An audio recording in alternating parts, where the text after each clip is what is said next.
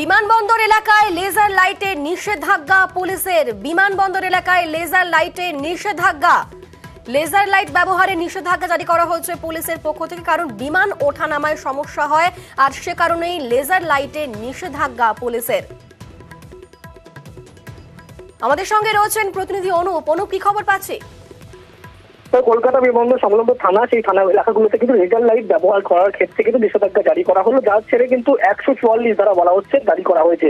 তার কারণ প্রত্যেকটি এই বিমানবন্দর সংলগ্ন থানা আছে, সেখানে যখন বিমান ওঠানামা করে সেই এলাকাগুলোতে, সেখানে কিন্তু বেশ কয়েকদিন সম্প্রতি দেখা যাচ্ছিল কয়েক সময় ধরেই কিন্তু যখনই বিমান অবতরণ করার মুহূর্ত, সেই সময় কিন্তু নানান যে বিয়ে বাড়ির অনুষ্ঠান চলতো এবং অনুষ্ঠানের সেই লেজার লাইট যখন ব্যবহার করা হতো, সেই লাইট কিন্তু সরাসরি বিমানের ককপিটে পড়তো, যার ফলে কিন্তু পাইলটের সমস্যার মধ্যে পড়তে হতো। পাইলট বারবার এই বিষয়টি জানিয়েছিল।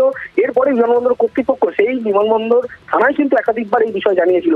তারপরে বিমানবন্দর থানা এলাকায় জানানোর পরে বিমানবন্দর থানা আধিকারিকরা কিন্তু গোটা বিষয় লিখিত আকারে এখন জানায়। তারপরে বিমানবন্দর পুলিশের পক্ষ থেকে উচ্চপদস্থ আধিকারিক বৈঠক করে। বৈঠকের পরে নানান রকম কিন্তু তারা গাইডলাইন তৈরি করেছিল, কিন্তু কিছুতেই কোনো সমস্যার সমাধান হচ্ছিল না।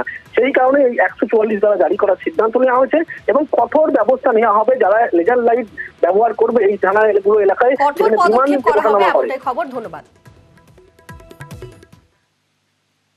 দেশ জুড়ে 24টি বিমানবন্দরে টেরোরাইজার্স 111 এর হুমকি মেলের পর এবার দিল্লির নয়ডায় বোমাতঙ্ক।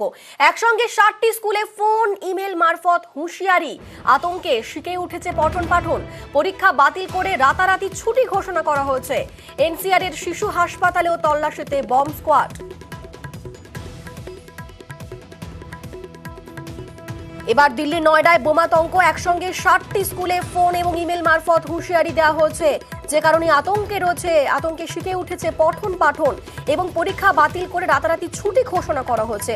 তারই পাশাপাশি এনসিআর এর শিশু হাসপাতালেও তল্লাশিতে নেমেছে বম্ব স্কোয়াড।